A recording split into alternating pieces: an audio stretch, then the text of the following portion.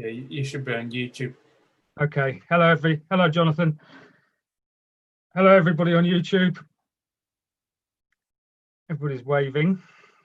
So welcome. We're just kind of giving it a few moments to let everybody arrive. So maybe if you haven't been to the class before, or if you have, maybe you could just think a little bit about a seating posture, how you're going to be sitting, because we're going to be doing some meditation as part of this class. So you really need to just give yourselves a chance to just think a little bit about how you might sit if you haven't already done that. We're looking really at some sort of straight backed kind of thing, chair. Some people prefer sitting on the floor, don't they?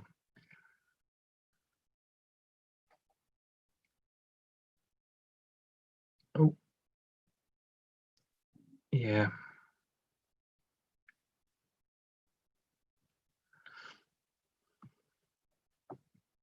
So we've got a few. I don't know how many people we got on YouTube, Tom. We've got 3 on YouTube.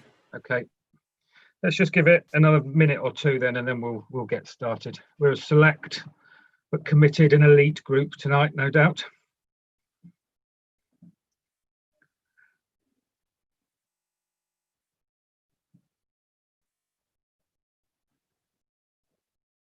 So you might be able to hear a few things in the background. About an hour ago, a team of scaffolders arrived next door, and I think they're scaffolding. That's the right word. That's the correct verb, isn't it, for what they're doing? So they're putting up stuff, and they're quite quiet actually, but there might be the occasional bit of kind of drilling noise or something. It's on the back wall of this room, so it's just a few meters from the back wall of this room. Good evening, Mike. Welcome. Hiya. Has everybody on the Zoom call been to this class before? Yep. No, Marianne, first time. Would you be willing to? Have you got a bit of meditation experience or anything like that? Yes, I do. I used to go to Manchester Centre about 15 years ago now. For a few years, and then I went back to Austria. I live in Austria again. Right. Yeah. So I divide my time between England and Austria. So I haven't done much lately. Yeah. But I do have experience. Yeah, about Fine. 15 years, I'd say, of meditation and Buddhism. Yeah. And great. Thank you. So let's begin. Good evening, everybody. Welcome.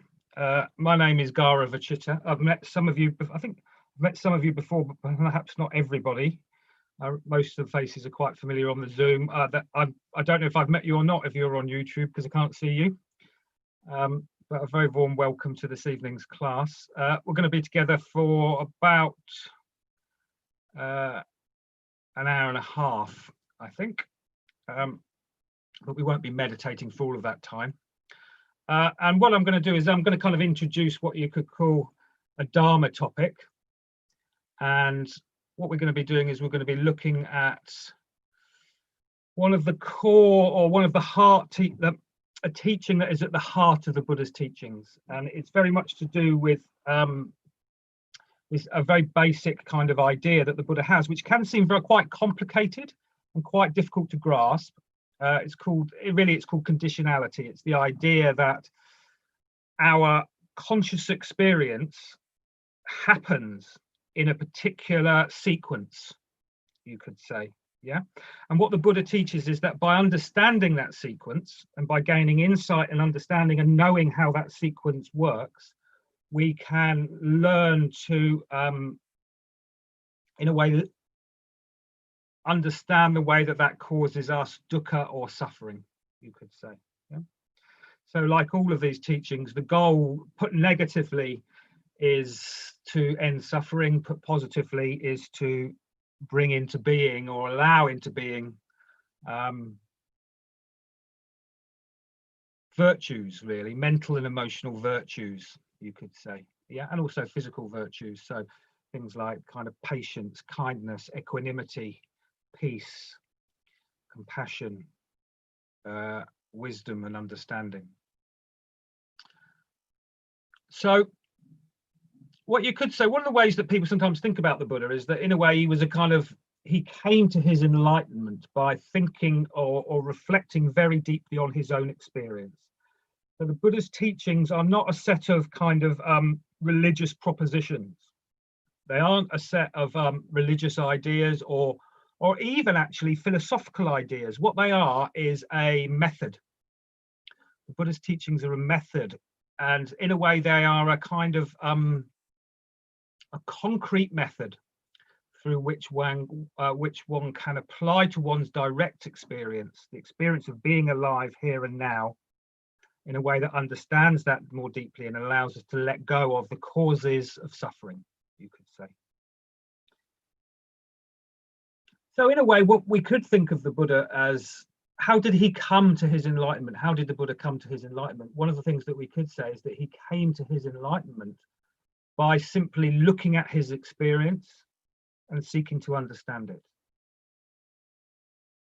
What was it like, and what is it like for us now, really having a body and a mind? One of the other things that the Buddha said was, he said, all of my teaching, all of the path to enlightenment can be found within this 6 foot height, I guess less if you're less, more if you're more, and whatever, however wide we are. I don't know how, we're 2 or 3 feet wide, aren't we? Depends if we put our arms out. But within the span of that consciousness, within that body and mind, here is the whole terrain that we need to discover enlightenment.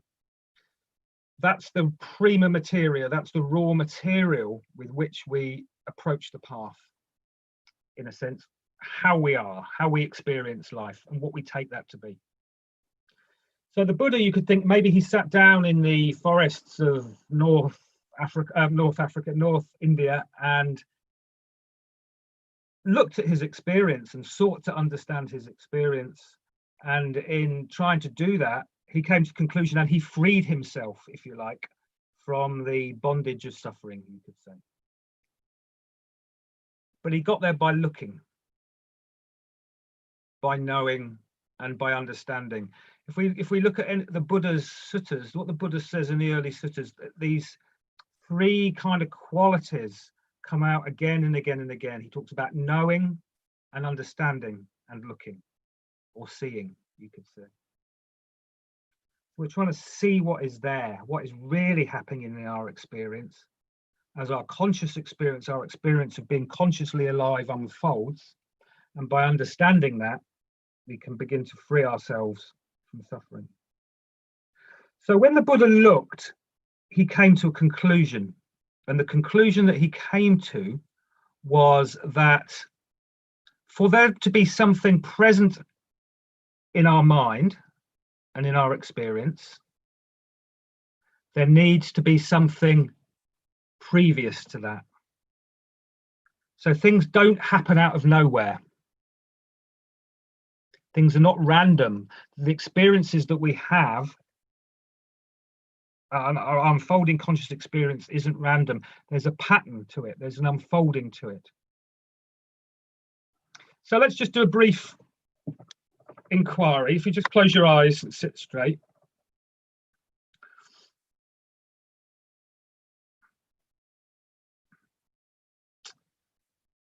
Feel your weight on the chair.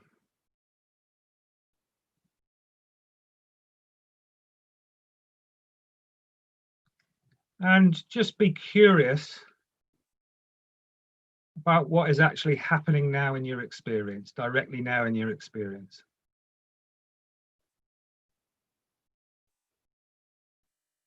What are you noticing? What's going on? What quite concretely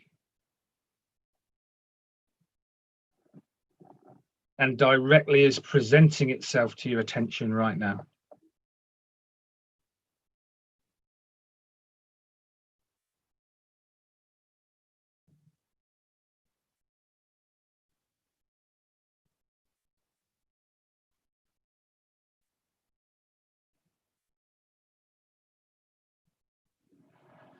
Okay, and then open your eyes.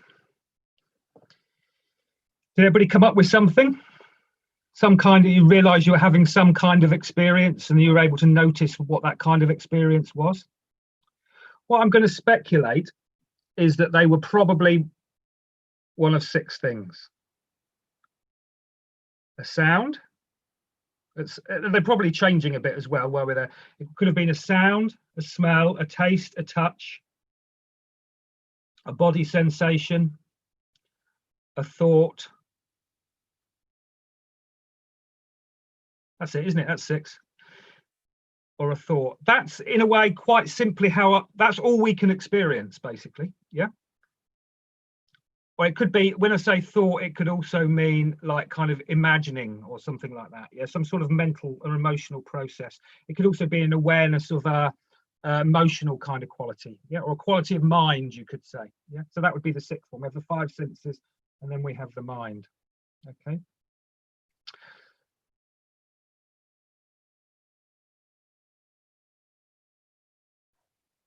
Those experiences, in a very simple and direct way, there has to be something there for that to happen. What would that be? In a quite practical and basic way.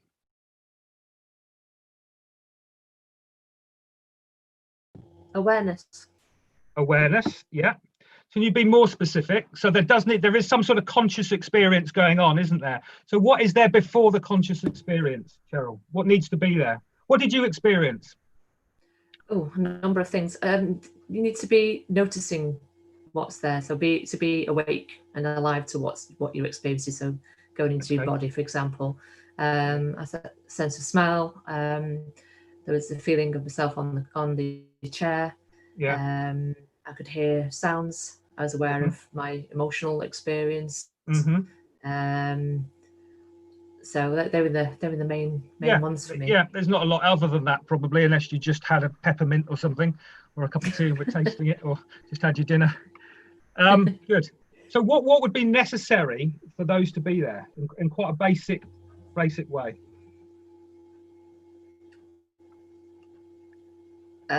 What, to be alive, or to notice? Let's take a sound. What needs to be there for there to be a sound?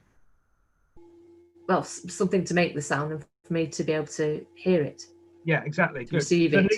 So there needs to be some sort of sound wave, and there needs to be an ear, doesn't there, basically? Yeah, Yes, receptors. Could be called the sensitive material of the ear.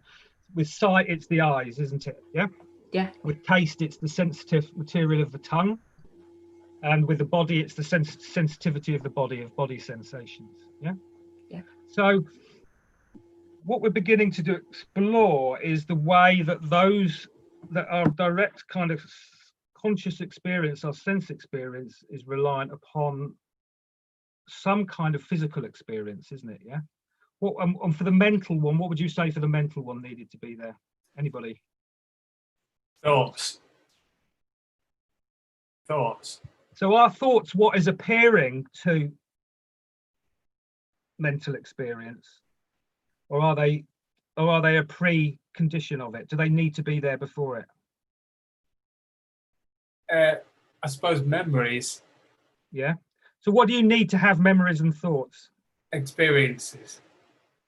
Yeah. In your direct experience, what do you need to have the arising of memories and thoughts? Oh, sense experience. Should we keep going, Tom?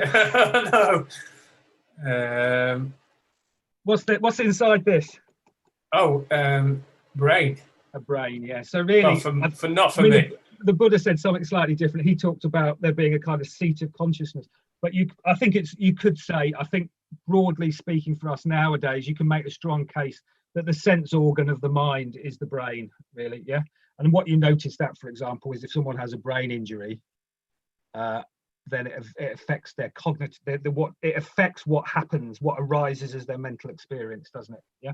So someone with Alzheimer's, for example, memories start to become absent, don't they? This is brain damage or whatever. Yeah. Good. So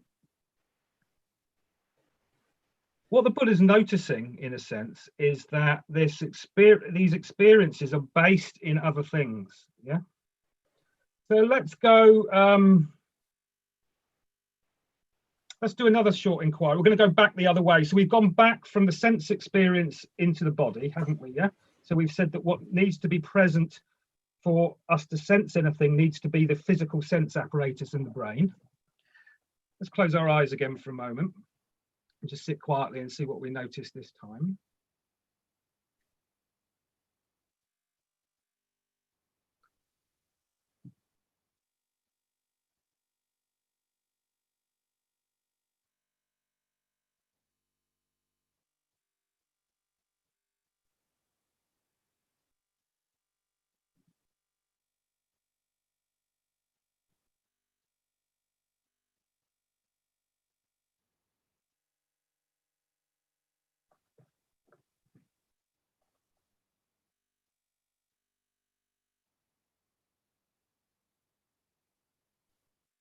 So we might be noticing sounds, body sensations.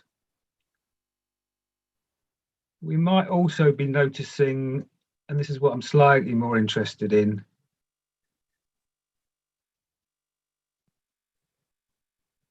anything that's happening in response to those sounds or those experiences or those thoughts.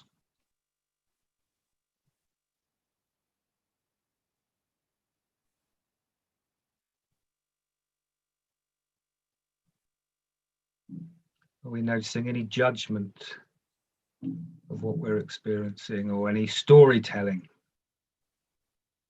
I'm particularly interested if we're beginning to tell little stories about what is going on.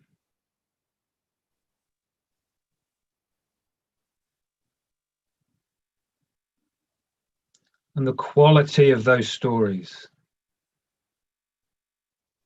Particularly if they're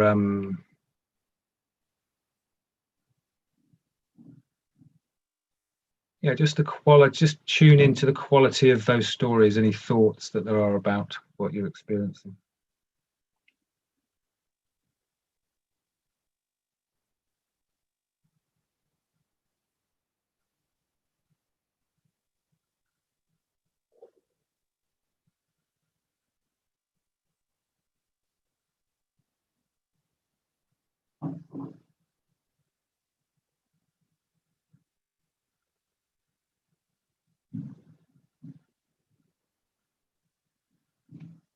What do those stories appear to be about?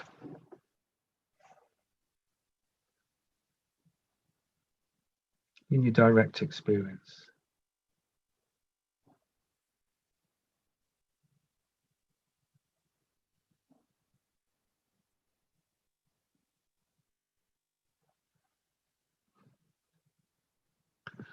Okay, and then when you can open your eyes.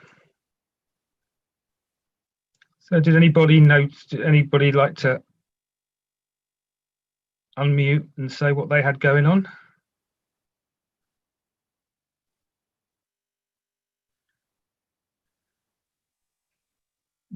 I felt go on, Mike, go ahead. I felt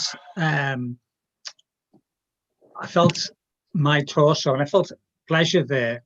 And I remembered pleasurable experience I had today when I was swimming, and that was quite pleasurable. So I felt pleasure about it.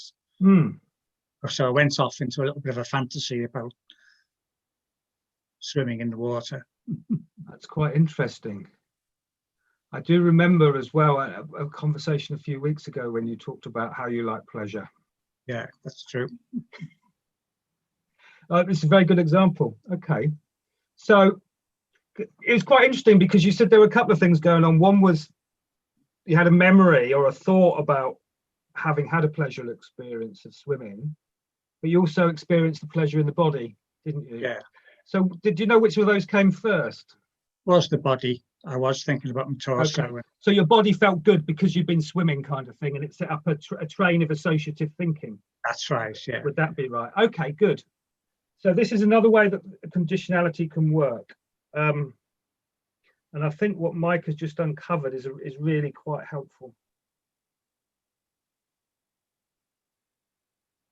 A key area that the Buddha talks about how conscious experience unfolds for us in both positive and negative ways is the experience of pleasure and pain, yeah, or pleasure and discomfort.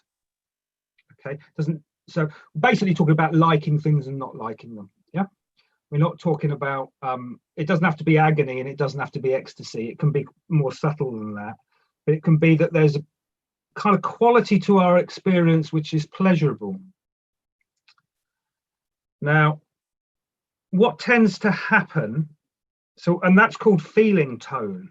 Okay, that can be called a feeling tone. And that feeling, so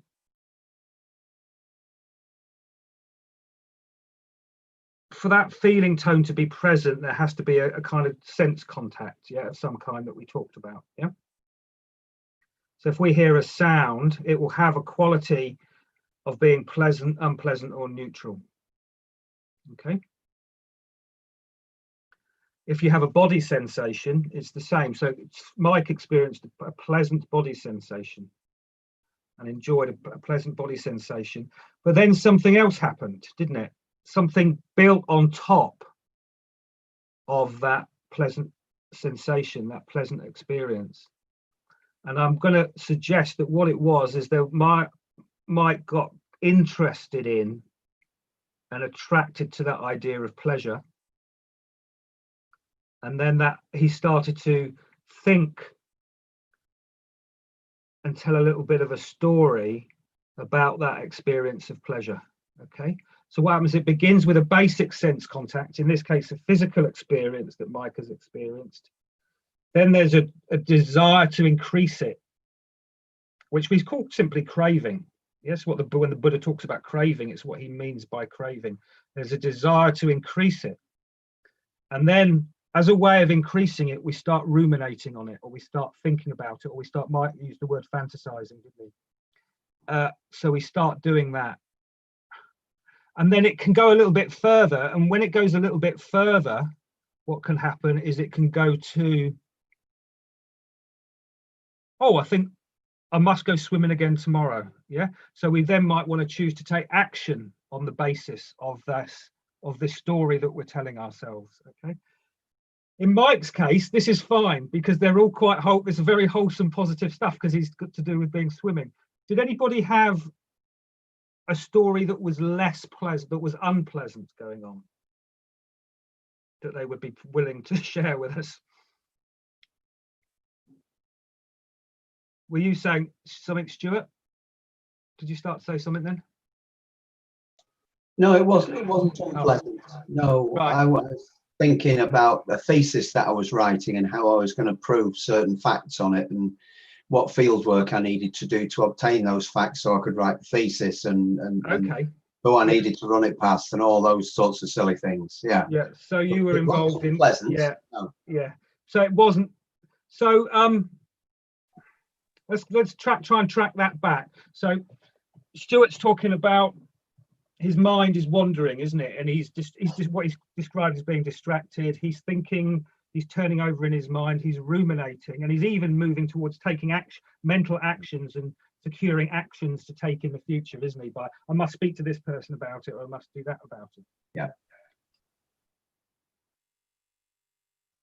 And you've also recognized that there's a kind of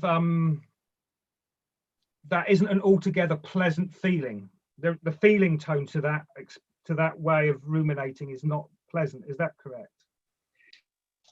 No, it's not pleasant in as much as I'll be happy doing it. It is looking into the future, sort of unaware of where that's going to go, and then take those facts or that decision and incorporate it into the work I'm doing. Yeah. So it's very much I don't know how this is going to work. It could, dependent upon what happens, become totally opposite to what I expected it to be. And then you think, well, that's perhaps not quite so nice. Yeah. But that's the way research goes, isn't it? You know. So let's talk about what is actually what was happening in the direct present experience while that story was going on. Yeah. Yeah. So what was the feeling tone of that? I'm just curious if there was. I'm going to suggest a couple of things, but I don't want to lead you too much. Was there a little bit of anxiety in there? Yeah. A bit of anxiety. There would be for me, I think, around quite often task-based thinking. There's a kind of an undercurrent of kind of unpleasant, sort of anxious Yes. feeling, Yeah, isn't there, in it? Yeah. You could say, yeah. Yeah. And there's and the response to that can be a little bit of like aversion. And then the thinking style that I think that often follows that is a desire to try and control, not in a kind of full-on heavy way, psychological way, but just by thinking about the circumstances that is happening. There's an effort to try and kind of get things in place, control them, and by thinking about it. Does that make sense? Get your thoughts in order. Yeah. Yeah. Is that an accurate way of describing it? Yes. Yeah? Yes, it Good. is. So what the Buddha calls that form of rumination, the Buddha calls attachment or clinging. Okay. So that's thinking about something.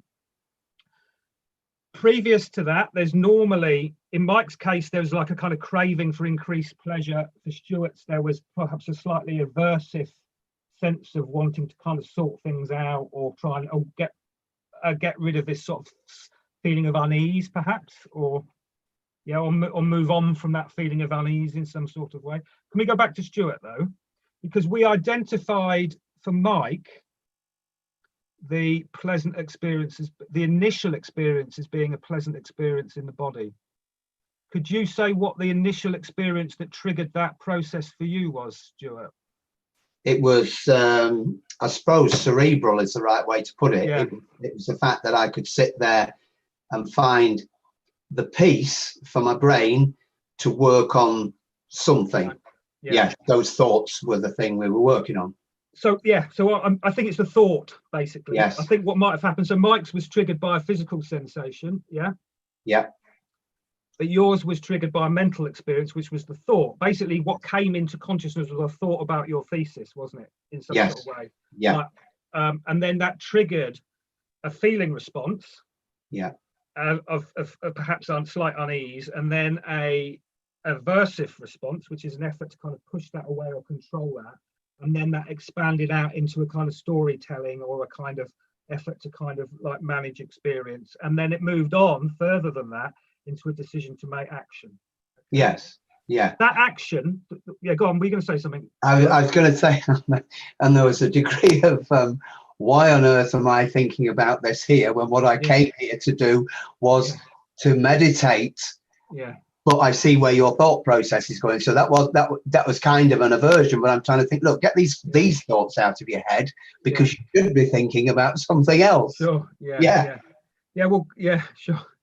That can be that experience that we should be doing something else, can be a kind of aversion, can't it? Good. So I just want to say a couple of things, because we do have, this could open up more into a kind of a general thing about the Buddha's teaching. So we're all familiar with the word karma, yeah? That the Buddha teaches, at least to some extent, yeah. So what the Buddha means by karma is that he means action. Okay, so the point where that rumination, that circling thinking, moves into, oh, I'll do that, I'll say that, I'll do that, or even I must not do that. I'm really not going to do that. I'm not going to do that. That's the point where our mental experience turns into karma. Yeah. And that karma drives our actions. That karma is our actions, rather. Yeah. So what we're talking about here is the way that from the basis of our mental and physical experience and its feeling tone, normally of pleasant or unpleasant. We'll stick to those because it keeps it a bit more simple. There's a follow-on of craving or aversion, rumination, and then action. Yeah. If you want to get a bit more religious and theological about it, that action ultimately leads to what traditional Buddhists would call rebirth. Yeah, it's that would cause people to get born again and again and again. Yeah, that karma. So what the Buddha is talking about with this teaching of conditionality is about trying to learn or gain greater insight into how this process unfolds. Because a lot of the time what happens is we can find ourselves following pleasure or avoiding pain or unpleasantness, yeah, and it takes us into karmic worlds we might not want to be in some of the time. Yeah, If Mike just keeps swimming, it's going to be all right, I think. Quite wholesome.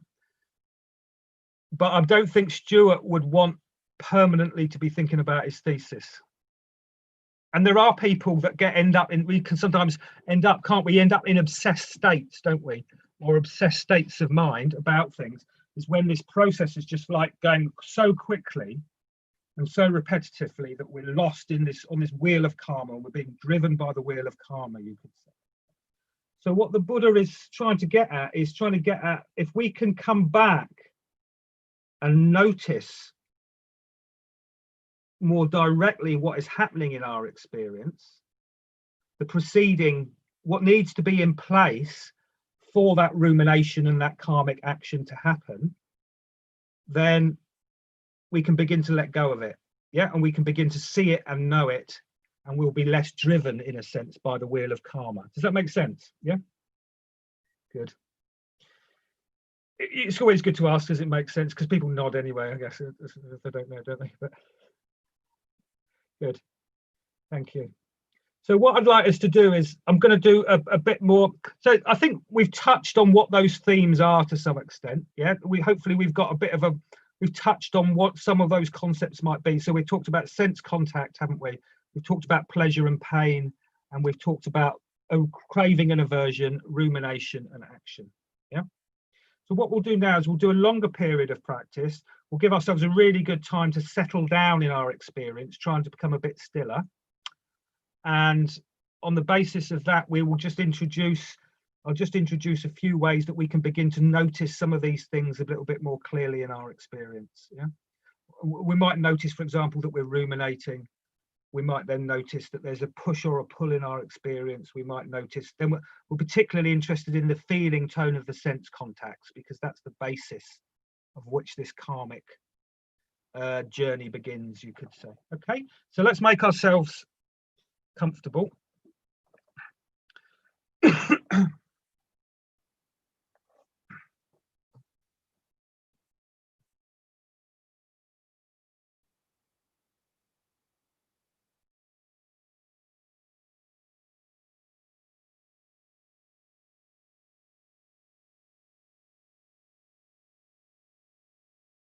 And if we have that straight back, nice straight back, really, feet on the floor. It's helpful to do this with our eyes closed. You might feel more comfortable with your camera turned off, but don't feel obliged if you're all right with it.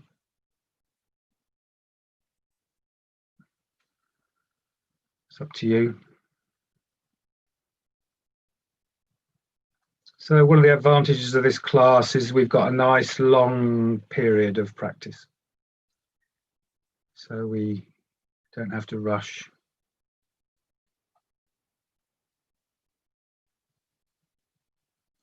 So we're going to spend a decent period of time just trying to establish a bit more stability from which we can begin to notice our experience more clearly and how it unfolds. Our conscious experience unfolds in real time.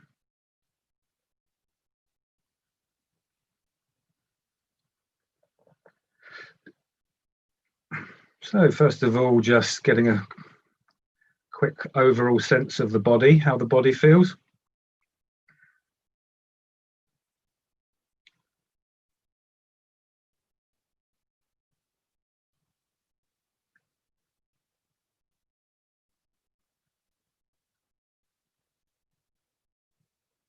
And if we need to make any little adjustments to how we're sitting.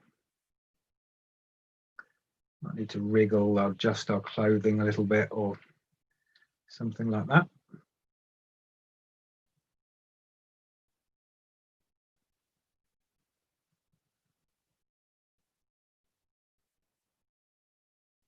And first of all, just noticing the sounds in the room.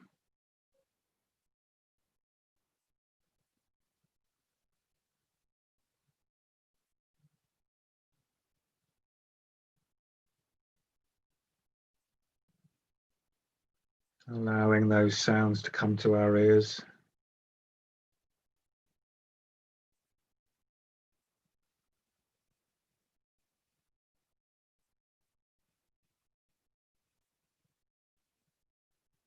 Just allowing those sounds to be, any sounds to be part of our soundscape.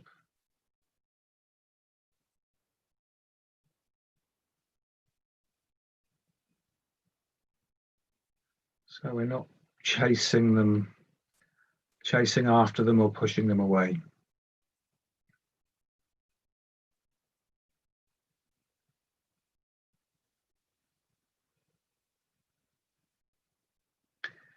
And having a sense of the space in the room in front of us. Opening out in front of us, expanding out in front of us.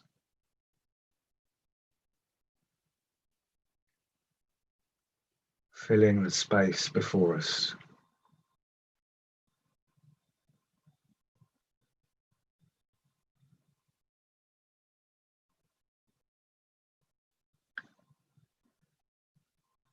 And a sense of the space expanding out behind us, from the back of our head, from our back, the backs of our arms, the backs of our legs.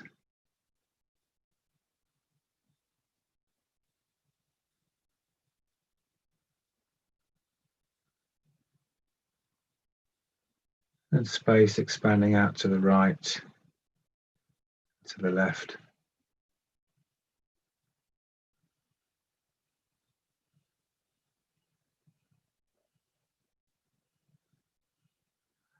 Above and below.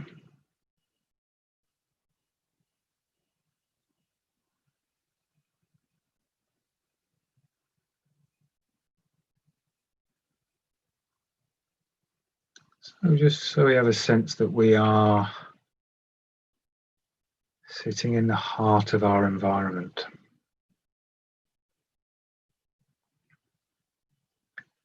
And allowing that environment to be there and to touch us and make contact with us. We're not trying to push it away.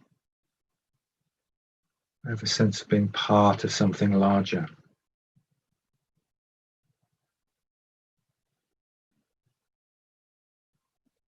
And then just noticing in particular any sensations of contact between your body and the seat that you're sitting on.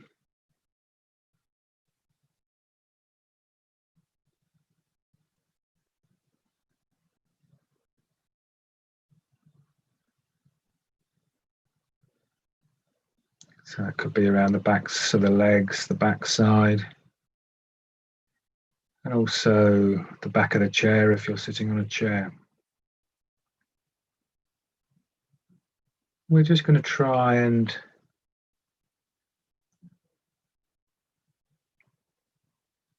gently return our mind to those sensations of contact with the chair and seat when the mind wanders away. So just being open to allowing those sensations of contact to begin to draw us into the present moment.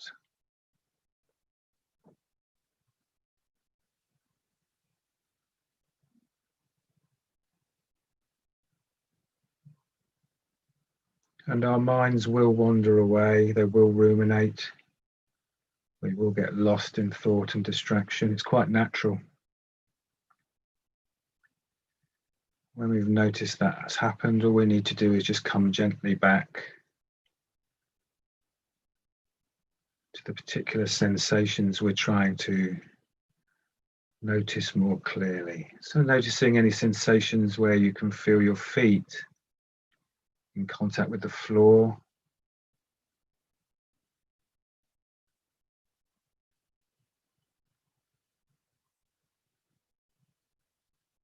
Or the sofa or anything in your bed that you might be sitting on.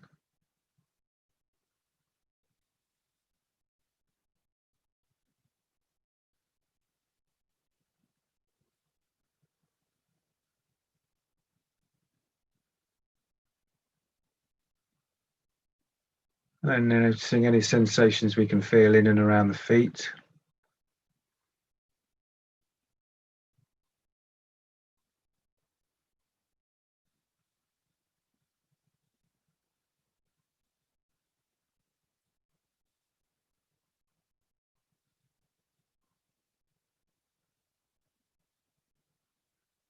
If you feel like you're dropping off, you can just try and sit up more upright. Really try and work a bit more uprightness and energy into your posture. You can even consider opening your eyes a little.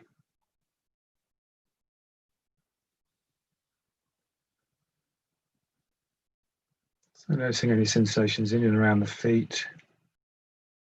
So just trying to notice the direct experience, the direct nature of the sensations. Around the ankles and the lower legs. So any sensations between the ankle and the knee. Around the skin of the shins and the calves. Any sensations inside the lower legs.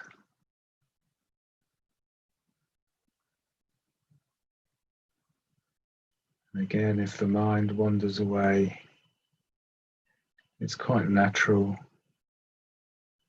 Just in a gentle, easy, and courteous way.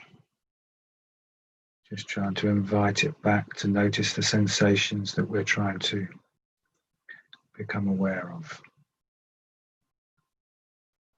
So noticing any sensations in the knees.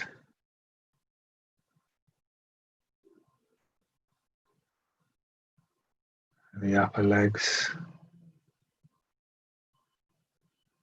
So the skin around the upper legs. The contact of the upper legs with the seat or the chair.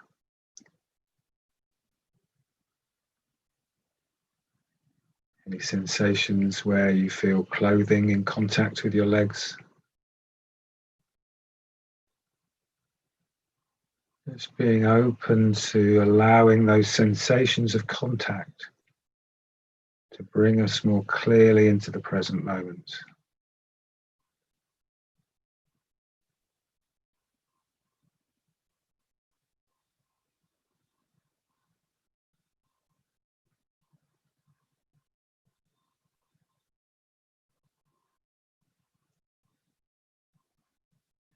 And noticing any sensations around the backside. You feel that in contact with the seat, around the hips and the groin, pelvis.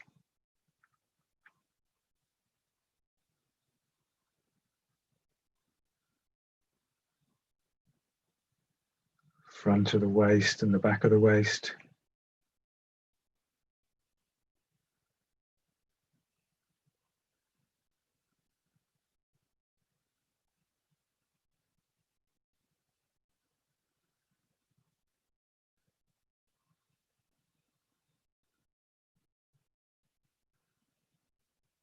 Then noticing any sensations around the belly, so around the lower belly, beneath the belly button.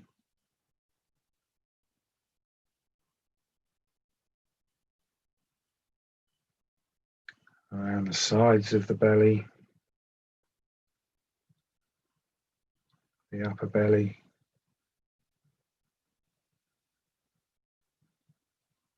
Inside the belly, inside the core of the body.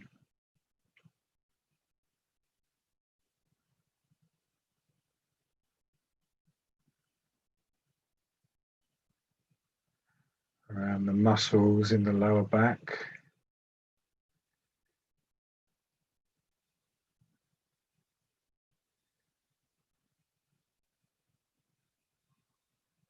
And again, if the mind wanders,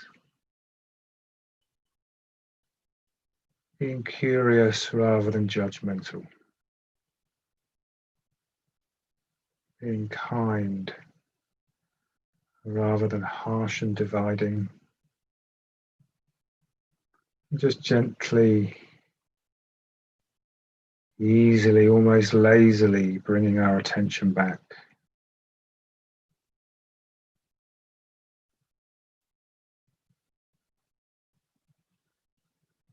So noticing any sensations in the upper back between the shoulder blades.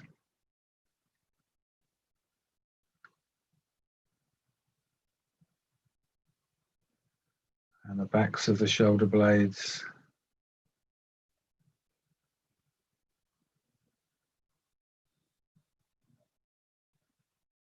Then the ribs at the side of the body and the front of the body.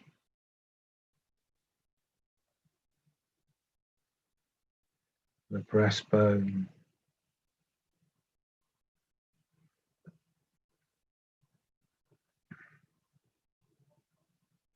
And the lungs inside the rib cage.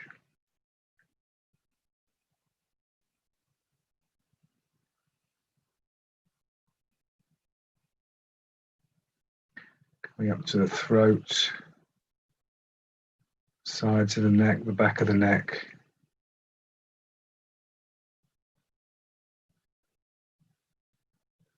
Around the back of the base of the skull.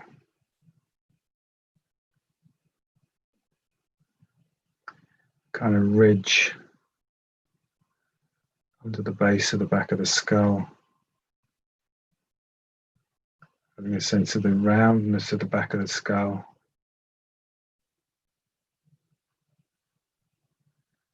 Sides of the head, the top of the head, the forehead.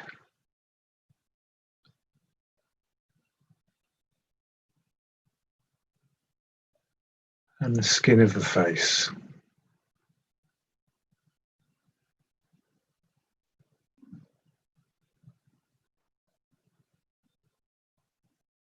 The forehead, the eyebrows.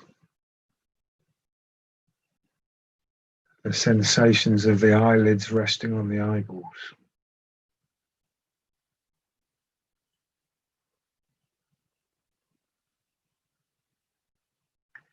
The cheeks.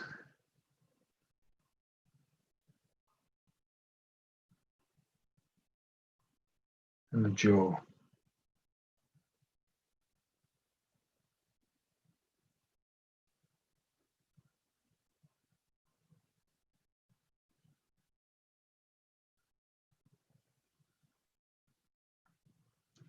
And then just sitting with an overall sense of your physical experience as it is right now. Directly in the present moment. Just allowing any sensations to arise.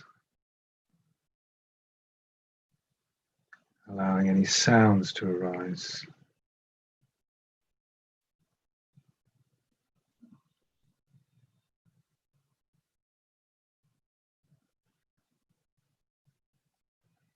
Then we're just going to invite the sensations, direct physical sensations, where we can feel the breath moving in the body.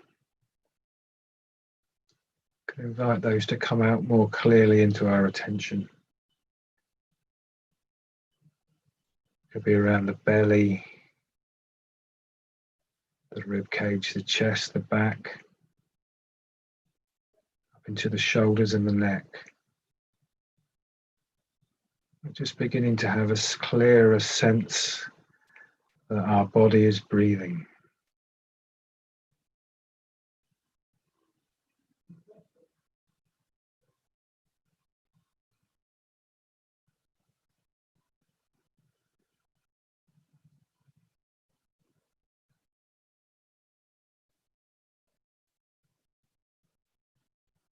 And just seeing if it's possible to just keep gently returning the mind in the present moment to those sensations where we can feel the breath moving in the body.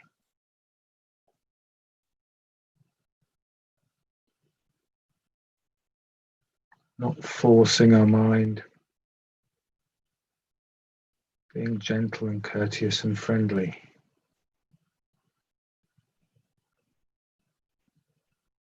Really beginning to notice that we're breathing, that the body is breathing and moving with the breath.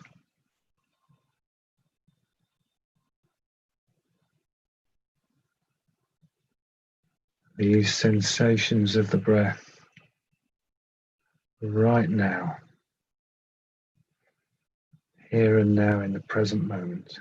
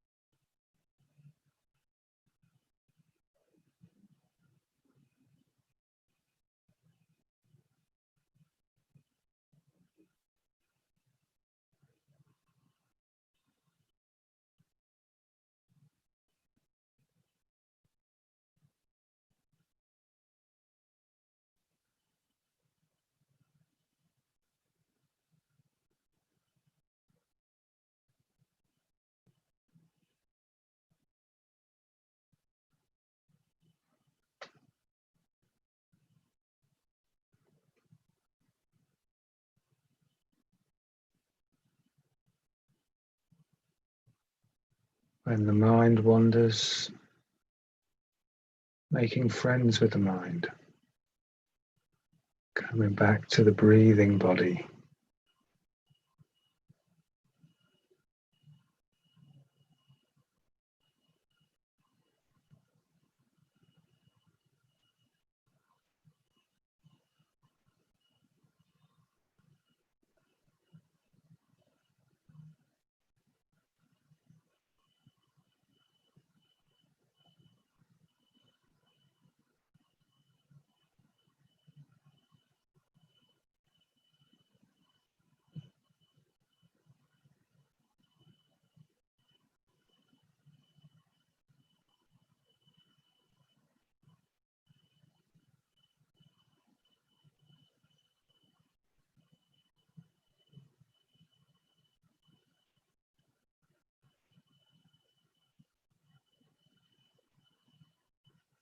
And then just noticing the condition of our mind.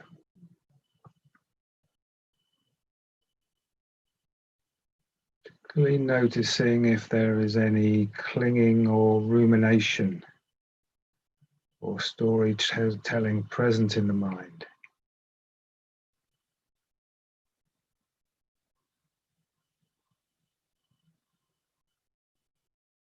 Is there a story?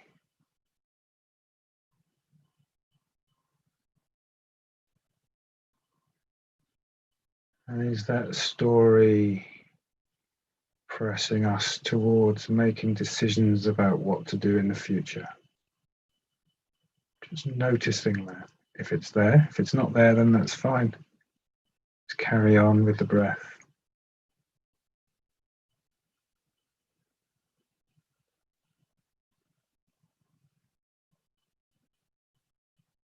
We could just name, you can just call that clinging.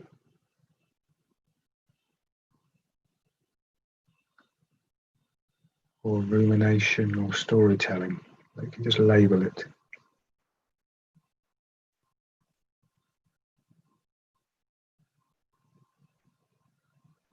Getting to know the unfolding of the mind. Without judgment of any kind.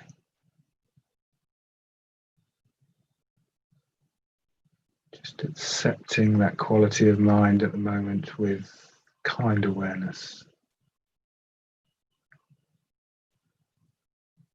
And if that story has got us into making decisions about things,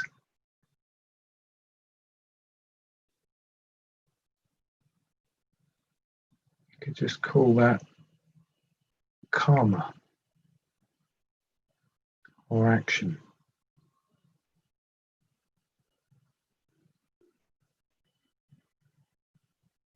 So from rumination, from clinging, from thinking about,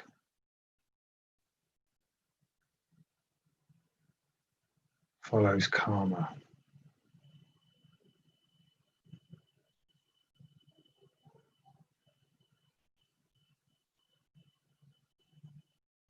If there is no rumination,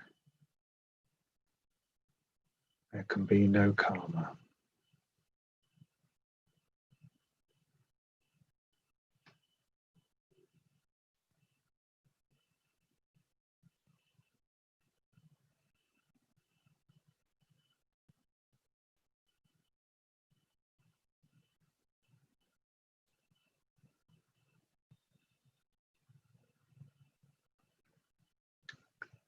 If there is no karma,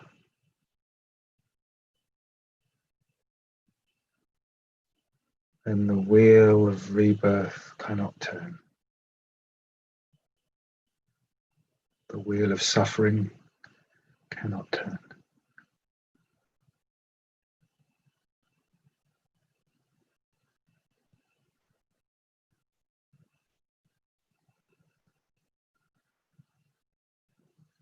And then just noticing, is there a feeling tone to your experience?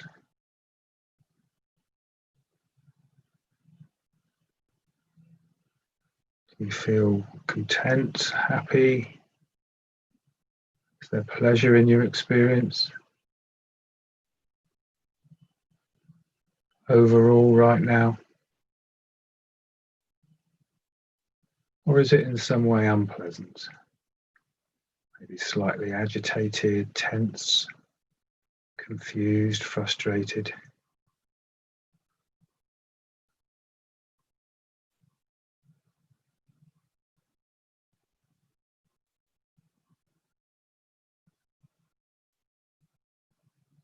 Just being open to that.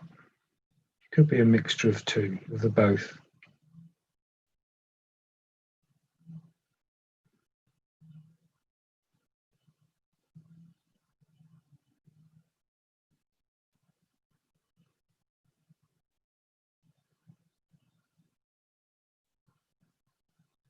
And if our experience is pleasurable,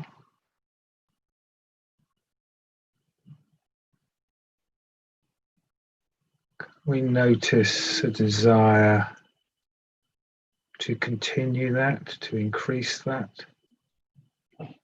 to appropriate that.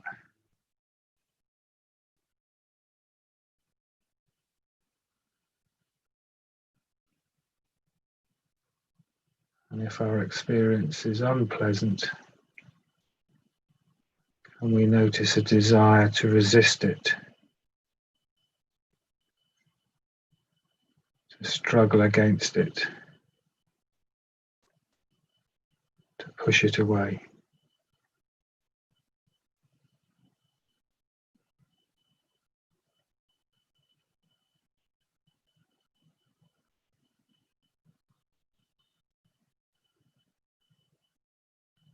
Are we craving more pleasure? Are we resisting more pain?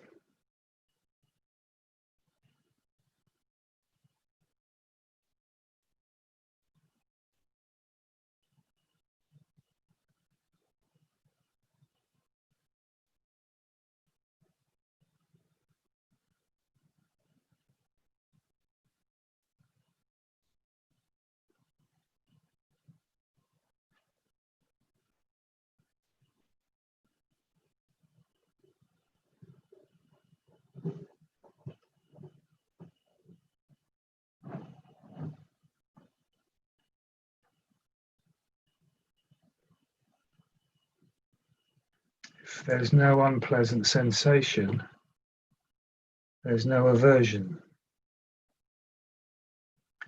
If there's no pleasant sensation, there's no craving.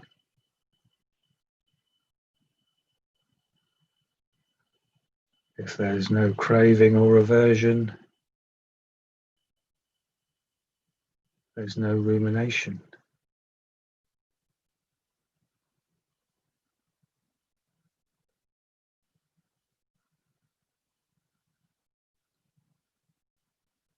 Can we just stay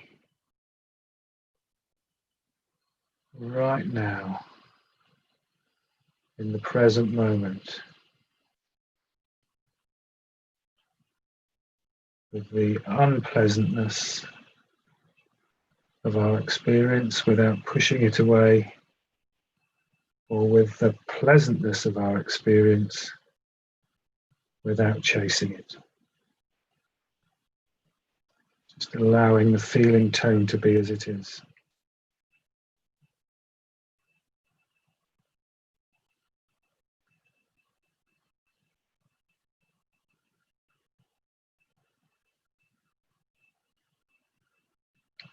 Just trying to be with that quality of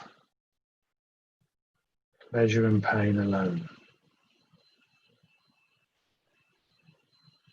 Whether about thoughts, whether about sounds, body sensations, emotional events, all of them have a quality of pleasure and pain.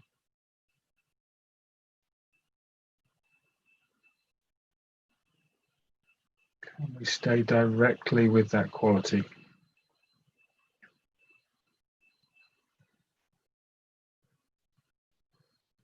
Without trying to change it, increase it or decrease it.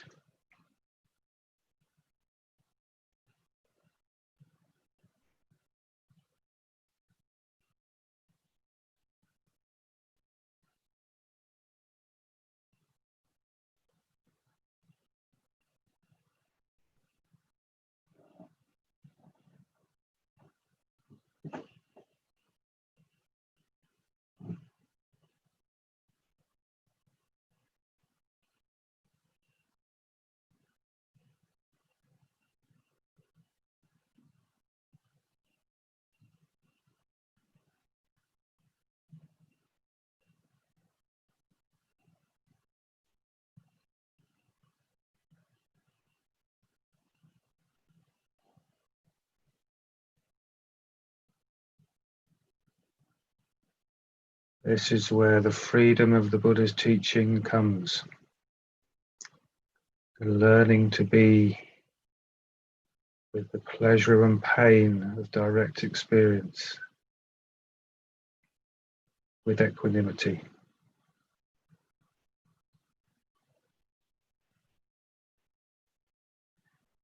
Without craving aversion, without creating stories about it, without acting on the basis of these stories.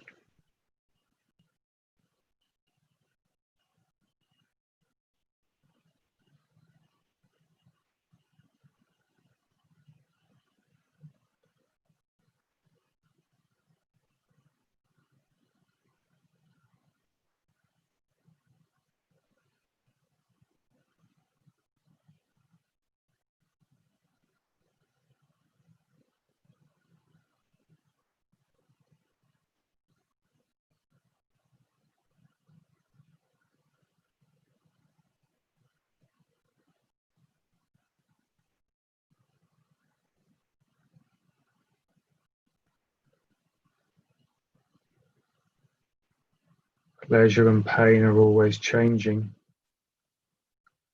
so it's helpful to learn not to prefer one over the other.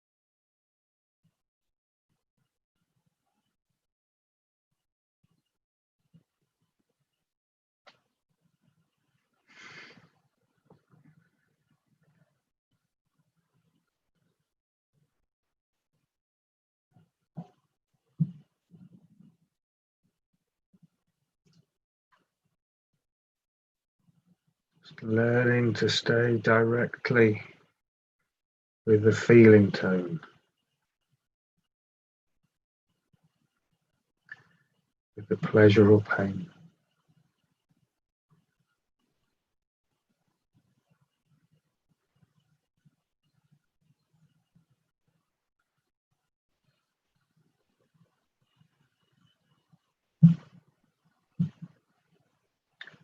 Then just letting go of any effort. We're going to just sit quietly for a few minutes.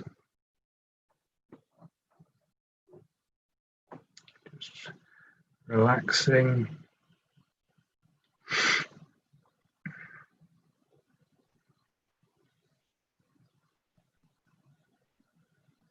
Resting in the present moment for a short while.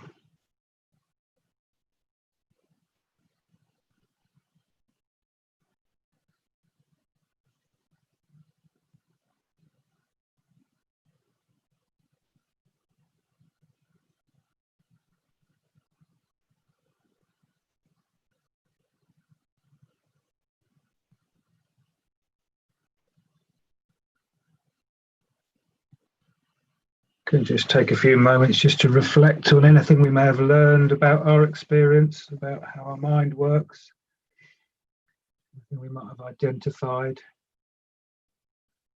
or noticed more clearly.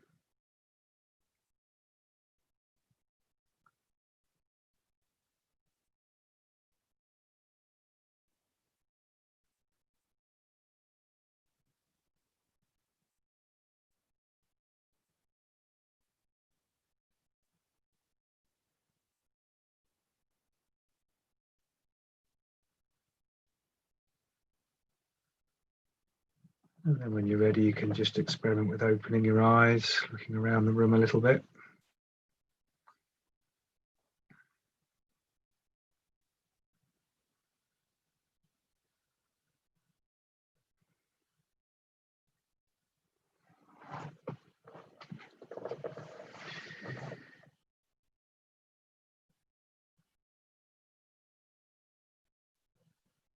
If you feel comfortable, you could put your camera back on if you want to, or you could put a lamp on, Jonathan.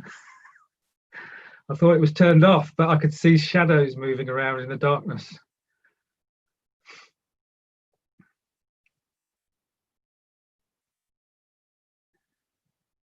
He's back now. There it is.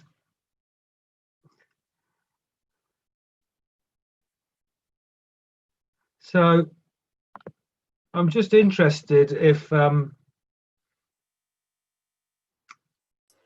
you've got any questions, anything you might have noticed, particularly anything you might have noticed or learned. And sorry, Tom, you can say something. Shall I continue with YouTube? Yeah, if you can do, yeah. Okay.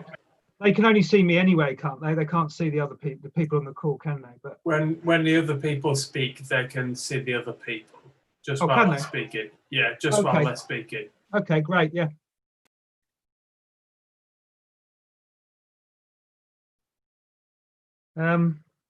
So has anybody got any questions, any observations? Was it impossible, conceptual, difficult, horrendous? Brilliant. Okay. Thank you, Tom. That was good from Cherry. So I've got a question for you then. So did anybody notice any rumination going on when we were exploring that in the second half of the meditation? Would you be willing to talk about that a little bit, Cherry? No. Okay. Does anybody like to? Cheryl. Yeah. Did you say myself, or was it somebody else? No, you can go ahead. Yeah, there's some rumination because I had a bit of a fallout with somebody very recently in the last couple of days, and I'm desperately trying to rectify that, but the person isn't very responsive, in fact completely unresponsive, and not responded to anything I've sent. So feel bad about that, really bad, and that's hard to let go of, because I'm not really somebody who lets go of like that sort of conflict and sort of hurt and the feelings that go with all of that, and wanting to make things better. Really struggle with that. So it's really that was a real struggle and a very painful experiences to sit with. Yeah, definitely. So you used the word painful, so that was the feeling quality of it was painful, wasn't it? By the sound of it. Yeah. Yes. And then what did you notice? Any aversion or like wanting to get rid of the experience, wanting to solve it, get it out of the way? Yeah, the solving. Terms with it, or the solving and wanting to make things better, improvement, and what actions to take, and that's hard to let go of when somebody's not responding back. Yeah, and that urge to want to make contact to make it better. Yeah, and then just these sort of feelings in the body are so like you've got the impulses there to do that, and then the rehearsing of what I could say or write very strong, and just kept going round and round, even though I was bringing back. I had periods where I could bring back, but then bodily sort of I was that brings up like feeling sick to my stomach type of feeling. Yeah, so it's quite intense by the sound of it. Quite a strong thing, but and it was very characterized by unpleasantness, wasn't it? And in a way, I'm wondering if what you've told us is the story of that unfolding of that experience is for you is in the mind, isn't it? There's the very direct unpleasant experience. Yeah. There's the aversion to that, the kind of about that. Yeah. There's the starting to think about it and tell stories about it, and then there's the planning what to do about it, in a sense. So that's like a whole set of the way that it works for conditions. What I think the Buddha would recommend in that is staying as close as possible, or trying to come back to the direct unpleasant quality of the sensations in the body, you could say, as a way of breaking that cycle. Because if the more that you feed the thoughts, if you keep putting energy into the thought processes, that's why we can't drop it, basically. It's because we keep you just keep reigniting it. It's a circular process. You keep going round and round and round. If we go directly to the unpleasant physical sensations in the body, then at least temporarily we're breaking it. It will come back, because it is hard to drop things. It's not like you do it once and then it will stop. But if you do just keep feeling it, eventually the stuff that goes on top, the proliferation, the build-up on top of that basic pain, the basic pain of the experience, will start to fade away. And then actually the experience itself will start to feel less painful directly as well. Because what happens is the thought processes then trigger more unpleasant feelings in the body. It's a cycle. Does that make sense? Yeah, absolutely. Yeah, it is. But it's hard. It's bloody hard. There's no better. Bloody hard and bloody horrible. Yes. There's two ways about that. But it's yeah. But actually, there's not a lot else you can do. Actually, I don't think when we've got that, is there? There isn't anything else we can do when we've got that going on in our life. And everybody has it at different times. Thank you for being so honest. Yeah. Thank you. Helpful. Anybody else notice anything?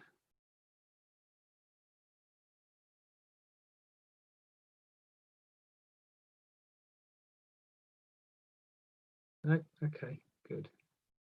So what we might do is this kind of practice, I suppose you could call it kind of mindfulness or a reflective practice. It's, in a way, the purpose of it is to try and get to know our minds better. And by getting to know our minds better, we become free from the habitual nature of the mind in that sort of way. There are other kinds of practices which we can do, which are in a way directly but temporarily trying to kind of lift the mind.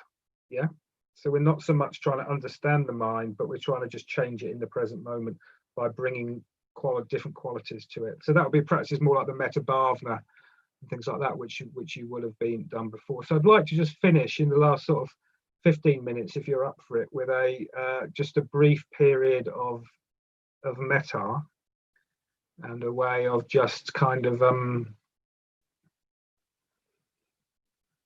using the moment of the time that we have to meditate as a moment of choice to bring out a kind of kindly, positive sense of solidarity and connection with other people in the call, but also everybody else out there in the vast universe, vast universe that we inhabit.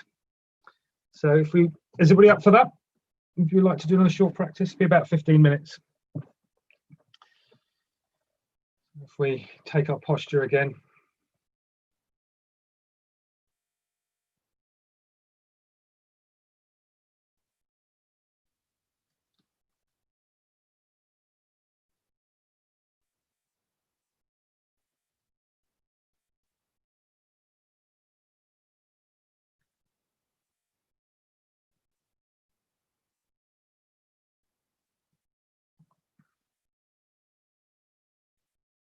Maybe just seeing if we can recontact any of that sense of stillness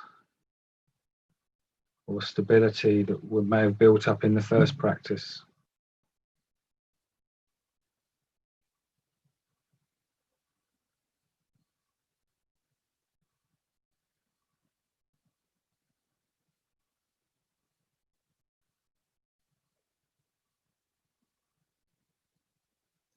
Feeling our weight on the chair, feet on the floor.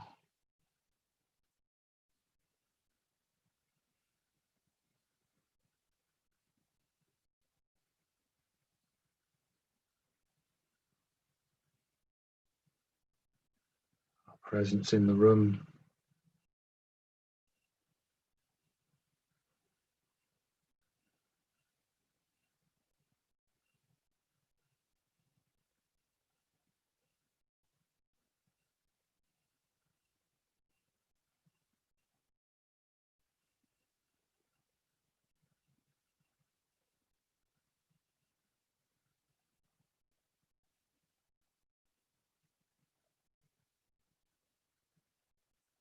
feeling how the body is.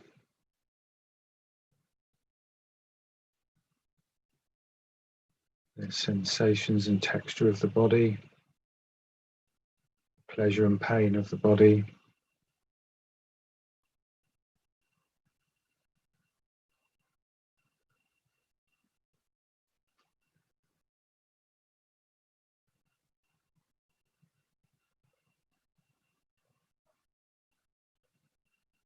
Seeing how the mind is.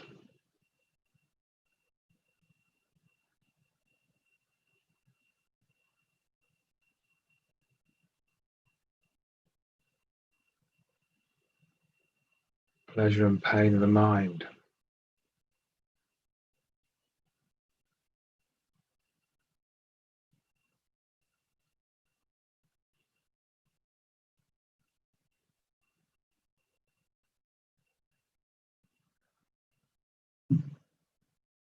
Life can be difficult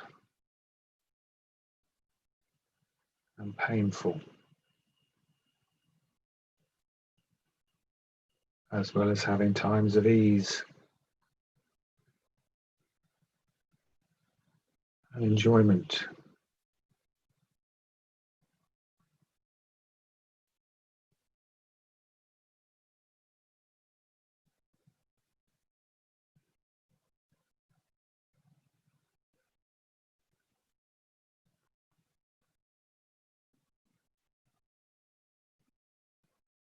And underneath it all,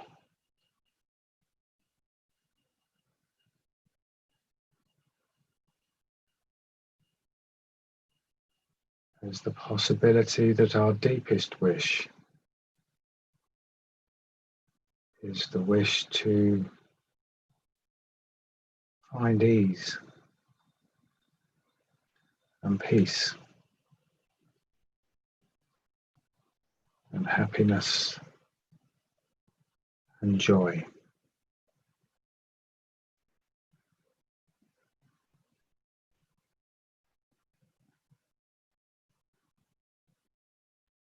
This desire is the deepest and most tender part of us.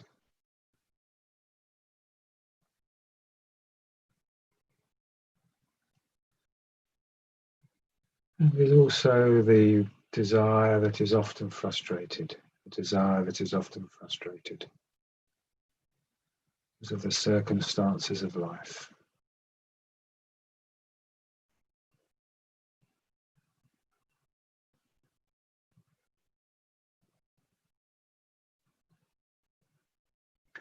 That desire is precious.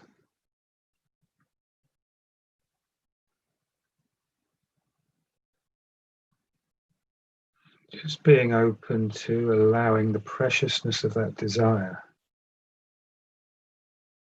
to be in your mind and your body, in your heart.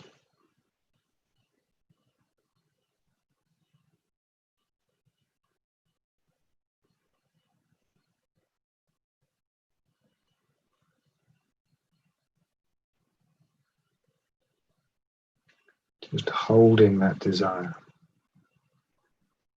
giving it some space.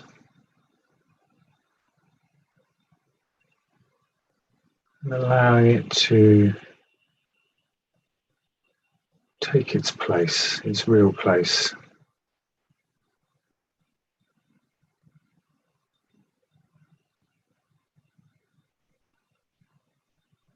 And just being open to invite it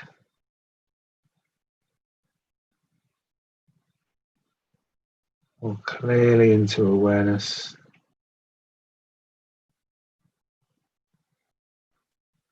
Just very gently being open to wishing yourself well.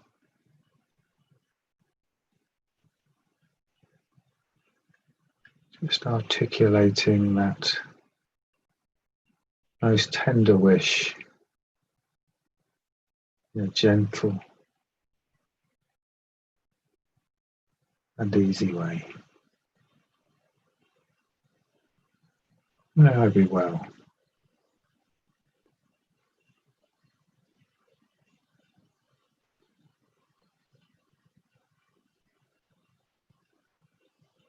If our experience is distressing, we just gently welcome that experience with kindness and gentleness and encouragement.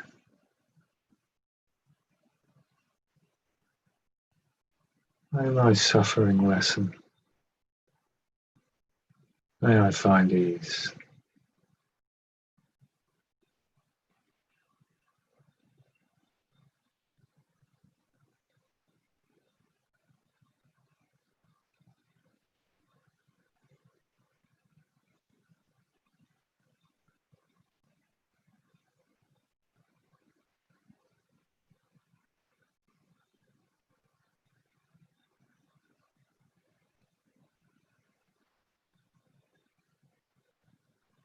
And then just having a sense of the other people on the call with us.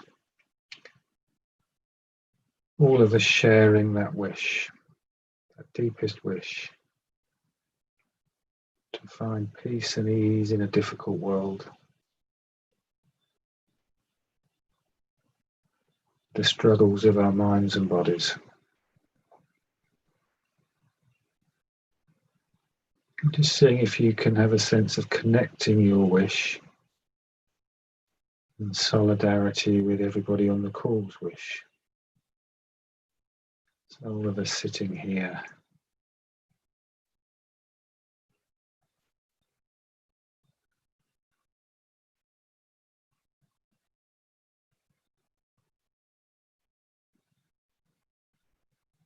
gently encouraging ourselves together towards happiness.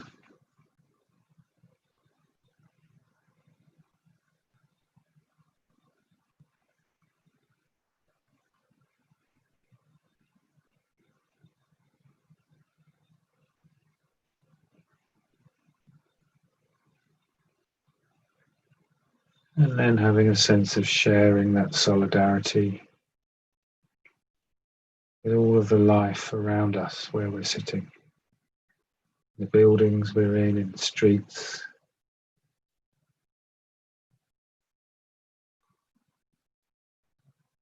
the human life, and also the animal life.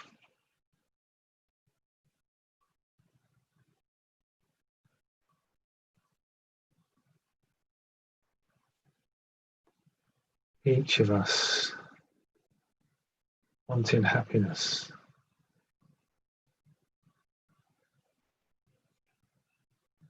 Each of us struggling and sometimes succeeding to find that happiness.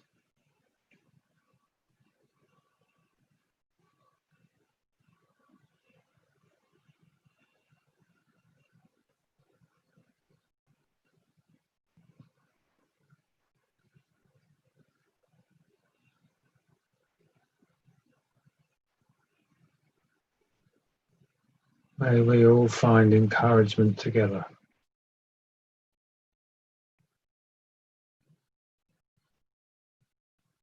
May we all find happiness and ease.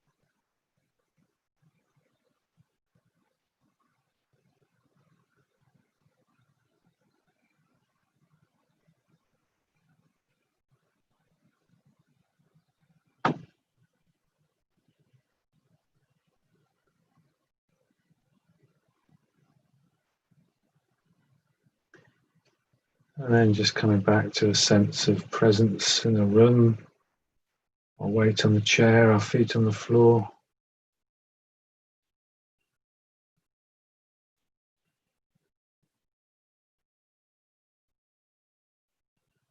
Sounds we can hear.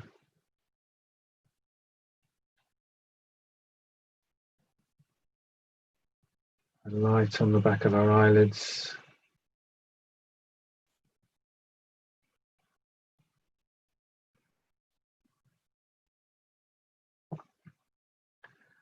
And then when we're ready, we just open our eyes.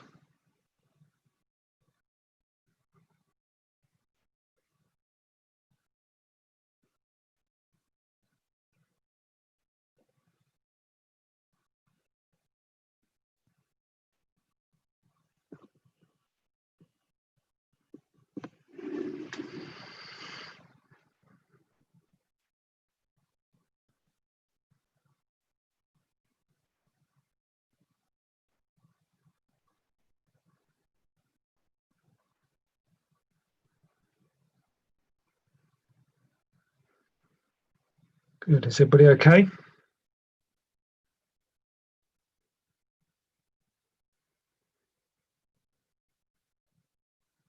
Good.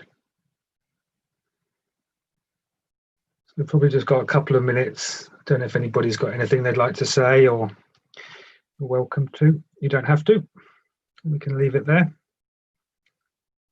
Keep going on YouTube. You what? Keep going on YouTube. Oh, to the people on YouTube. Yeah. Say something to the people on YouTube. Well, no, shall I keep going on YouTube? Oh no, we'll finish up now, I think. Okay. Yeah. YouTube just gone now.